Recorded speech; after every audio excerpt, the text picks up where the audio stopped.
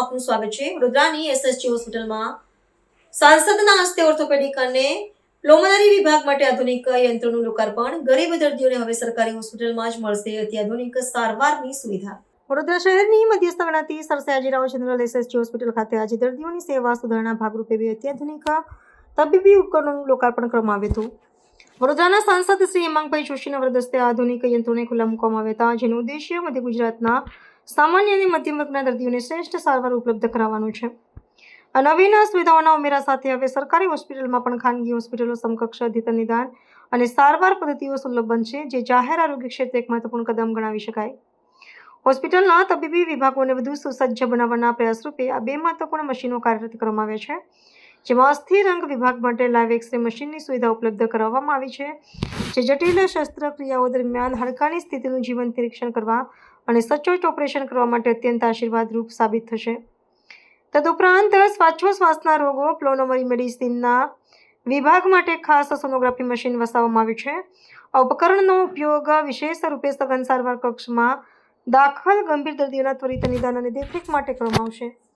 આ પ્રકલ્પ સાકાર કરવા માટે સંસદના માર્ગદર્શન હેઠળ વિવિધ બહુરાષ્ટ્રીય કંપનીઓ દ્વારા તેમના સામાજિક ઉત્તરદાયિત્વ ભંડોળ સીએસઆરમાંથી આર્થિક અનુદાન પૂરું પાડવામાં આવ્યું છે। હોસ્પિટલના તબીબી અધિક્ષક ડોક્ટર રંજન અય્યર અને સમગ્ર તબીબીની ટીમ જહેમતને કારણે સુવિધા ઊભી થઈ શકી છે।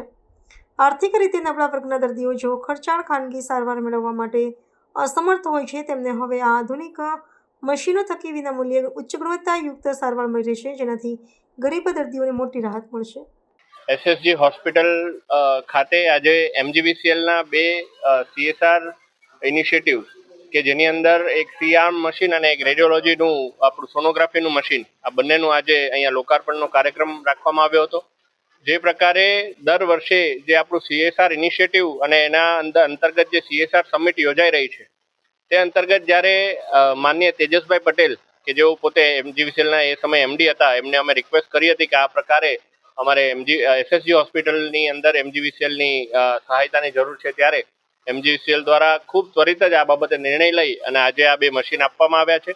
હું માનું છું કે આ મશીનથી જે દર્દીઓની સારવારની અંદર ખૂબ ઝડપી સુધારો પણ થઈ રહ્યો છે અને વધારે દર્દીઓ આનાથી પોતે લાભાન્વિત થતા હોય, ત્યારે એસએસજી હોસ્પિટલના ડોક્ટર્સ અને રેસિડેન્ટ્સ ઓલરેડી આટલા મહેનતથી દિવસ રાત મહેનત કરી અને દર્દીઓની સેવા કરતા હોય, ત્યારે આ પ્રકારનો અભિગમ એક કોર્પોરેટ સંસ્થા દ્વારા એમને હેલ્પિંગ હેન્ડ પુરવાર થતો હોય છે અને વડોદરાની અંદર પણ આરોગ્યની સુવિધામાં વધારો થતો હોય છે। ત્યારે એમજીવીસીએલનો હું આ તકે આભાર માનું છું અને એસએસજી હોસ્પિટલના આપણા ઓર્થોપેડિક ડિપાર્ટમેન્ટના વડા ડૉક્ટર માથુર સર, આપણા ડેપ્યુટી સુપ્રિન્ટેન્ડન્ટ અને તમામ સ્ટાફને પણ હું અભિનંદન પાઠવું છું।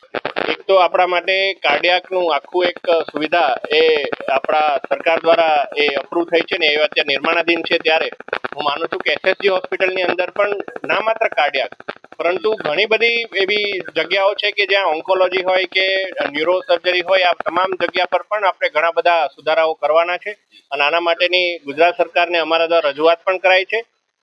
હું વિશેષ એસએસજી હોસ્પિટલના ડૉક્ટરોને એ બાબતે અભિનંદન આજે આપવા આવ્યો છું કે મિનિમમ રિસોર્સિસમાં મેક્સિમમ આઉટપુટ આપવું, એનું નામ એસએસજી હોસ્પિટલના મેડિકલ સ્ટાફ। એટલે ગમે તેવા રિસોર્સિસ હોય તો પણ તેઓ તો કરી જ રહ્યા છે, પરંતુ અમારી પણ જવાબદારીપૂર્વક અમે રજૂઆત કરતા આવ્યા છે અને કરતા પણ રહીશું અને આવનારા દિવસોની અંદર પછી એ સ્ટાફની અછત હોય કે મેડિકલ ઇક્વિપમેન્ટ્સની અછત હોય, સરકાર પાસેથી જેટલી ગ્રાન્ટ આવે એના પર નિર્ભર ના રહીને સીએસઆર હેઠળ પણ અમારા ઇનિશિયેટિવ દ્વારા અમે પ્રયાસ કરીશું।